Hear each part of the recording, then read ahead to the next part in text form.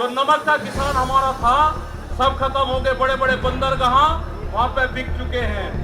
मतलब कोई भी कीमत किसी भी चीज की लगा सकता है। भारत बिकाऊ है, ये भारत सरकार की पॉलिसी है। अत्याचार बहुत है। यहाँ पे पुलिस फोर्स के लोग भी होंगे। पूर्ण रूप से फसलों के दाम नहीं तो वोट नहीं, ये नारा लगाना पड़ेगा।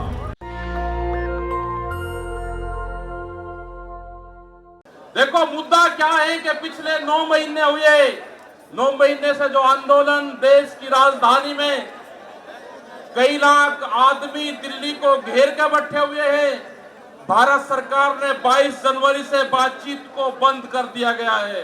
आंदोलनरत में जो हमारे शहीद किसान हुए करीब 650 से ज्यादा, हमारे जितने भी बॉर्डर हैं हमारे वे शहीद किसान वहां पे हुए। प्रधानमंत्री भारत सरकार ने एक भी जवाब ये नहीं दिया कि हम 1 मिनट का मौन धारण करेंगे। ये समझना पड़ेगा आप लोगों को, ये समझना पड़ेगा आप लोगों को कि जिस तरह से यहाँ पे देश की प्रॉपर्टियां बेची जा रही है, ये लोग कौन हैं जो देश के संस्थाओं को बेच रहे, इन लोगों की पहचान करनी पड़ेगी। देश में बड़े बड़े आंदोलन ये चलाने पड़ेंगे। आज से जो संयुक्त मोर्चा ने फैसले लिए हैं उसके तहत हमको बड़ी बड़ी मीटिंगें पूरे देश भर में करनी पड़ेगी। अब ये मिशन खाली मिशन उत्तर प्रदेश और ये नहीं उत्तराखंड, मिशन होगा संयुक्त मोर्चे का देश बचाने का। ये देश बचेगा, ये संविधान बचेगा। आज लड़ाई उस मुकाम पर आ गई कि देश के जो नौजवान हैं, जो 14 करोड़ लोग जो बेरोजगार हमारे साथी हमारे बच्चे हुए हैं, ये आंदोलन उनके कंधों पे है।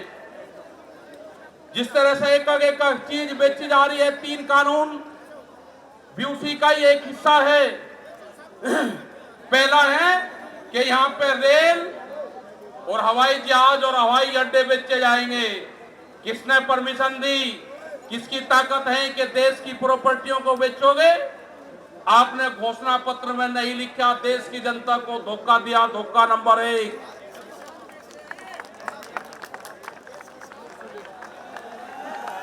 धोखा नंबर 2,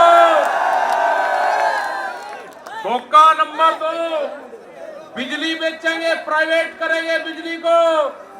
ये धोखा नंबर 2 कहीं घोषणा पत्र में नहीं लिखा। जब वोट मांगी नहीं कहा कि बिजली भी बेचेंगे।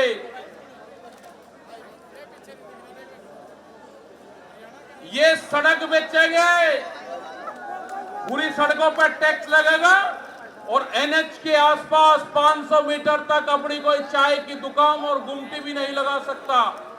अगर किसी ने चाय का खोखा रखा तो वह जमीन उसकी गांव समाज में निहित होगी। ये सड़कों को बेचने का काम करेंगे।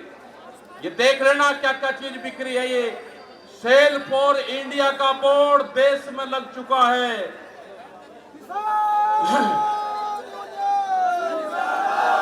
ये है एलआईसी, जो बड़ी कंपनी देश की, बैंक, ये सब बिखरे हैं। इनके खरीदार कोई और नहीं है, खरीदार अडानी और अंबानी हैं। ये बिखरे हैं सब। एफसीआई की जमीन जहां पे हमारा भंडारण होता था, वे पूरी जमीन, पूरे गोदाम अडानी को दे दिए गए हैं। पूरी एफसीआई के जो गोदाम है अडानी के कब्जे में है। आपके पास में, भारत सरकार के पास में कोई भी गोदाम अब नहीं बचा है। देश के बंदरगाह, पूरा जो समुद्र के तट से 100 किलोमीटर तक एक कंपनी को बेच दिए, वे बंदरगाह भी बिक गए। ये भी आपको जानकारी होनी चाहिए। वहां पे जो मछली पालन किसान हमारा था, जो नमक का किसान हमारा था, सब खत्म हो गए। बड़े बड़े बंदरगाह वहां पे बिक चुके हैं।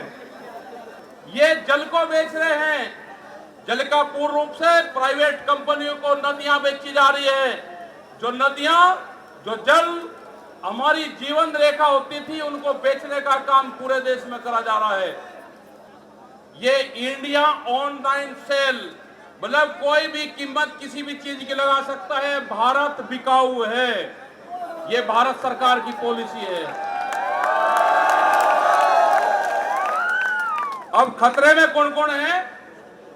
ओएनजीसी, बीपीसीएल, इस्पात, शिक्षा, प्राइवेट जो चिकित्सा हो रही है, और देश के संविधान भी खतरे में है। जो बाबा भीमराव अंबेडकर का संविधान था वो भीड़ में बता जा रहा है, हम उसको भी बता रहे हैं कि बाबा भीमराव अंबेडकर का संविधान भी खतरे में है, उसको भी बचाना है।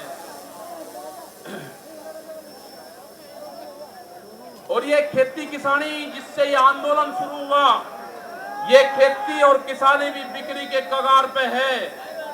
हमारी समझ में जब आया, जब देश की खेती बिकने के कगार पाई, जब ही आंदोलन शुरू हुआ।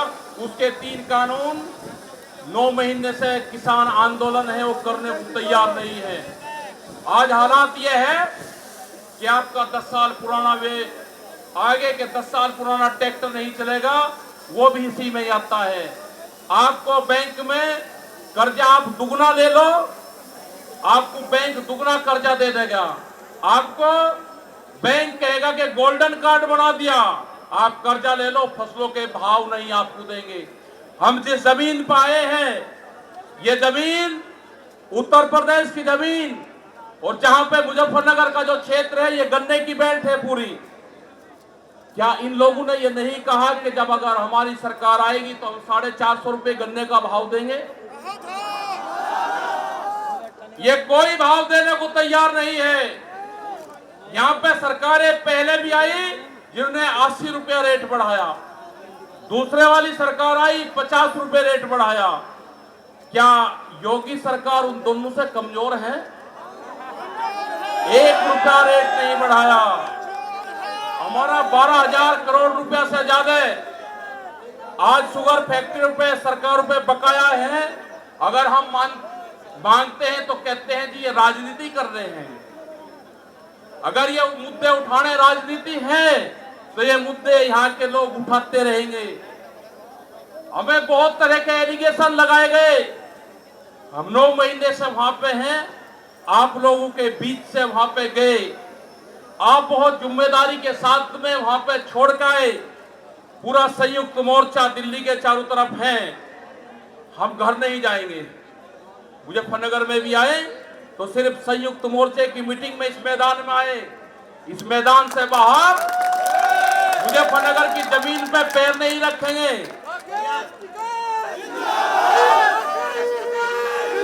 यहाँ पे मुजफ्फरनगर की जमीन पे हम पैर नहीं रखेंगे। हम गाड़ी से यहां से वापसी जाएंगे। जब ये आंदोलन फतेह होगा, इस किसान और देश के जवान की जीत होगी, जब ही हम यहाँ पाएंगे। अत्याचार बहुत है।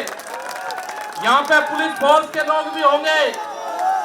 यहाँ पे पुलिस फोर्स के लोग हैं, उनकी सैलरी 25 और 30 हजार रुपए है। ड्यूटी वे 24 घंटे देंगे। मास्टर जो प्राइमरी का टीचर है उससे आधी सैलरी उनकी होगी। वे आवाज नहीं उठा सकते, उनकी आवाज को दबाया जाता है। उनका जो क्वार्टर है वो 500-600 फीट में है। उनके क्वार्टर बड़े बड़े हैं। उनकी सैलरी भी टीचर के बराबर उनकी सैलरी हो। वे ड्यूटी देते हैं 24 घंटे। जितने भी सरकारी कर्मचारी हैं उनकी पेंशन खत्म करोगे। एमपी एमएलए की पेंशन लोगे 2-2, 3-3। कर्मचारियों की पेंशन खत्म करोगे।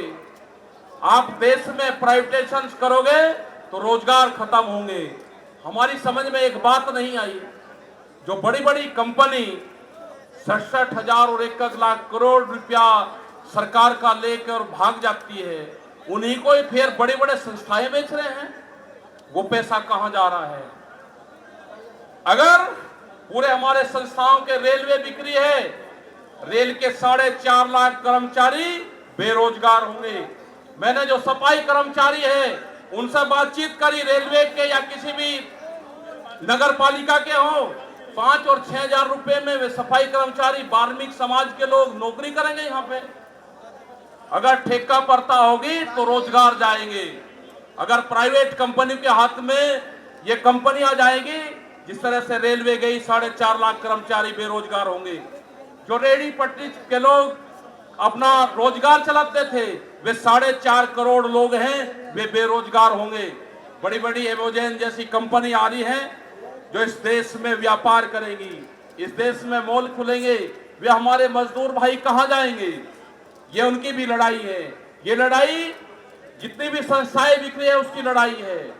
और आपने आगे की और हम बात बता देना चाहते हैं, ये लड़ाई शुरू हुई 3 काले कानून से, ये लड़ाई शुरू हुई एमएसपी पे गारंटी कानून से। हमने एक ही जिले का एक डाटा भारत सरकार को दिया, यहां उत्तर प्रदेश के अधिकारियों को दिया, यहां के मुख्यमंत्री को दिया। रामपुर जिले में जो मंसूरी धान की खरीद होती है वो बिहार में पैदा होता है, उसको बेच रहा है यहाँ पे, वो पंजाब जाता है, हरियाणा जाता है। बड़े व्यापारी का धान फसलें एमएसपी पे बिकती है, किसान की 10 से और 15% बिकती है। ये आपको समझना होगा।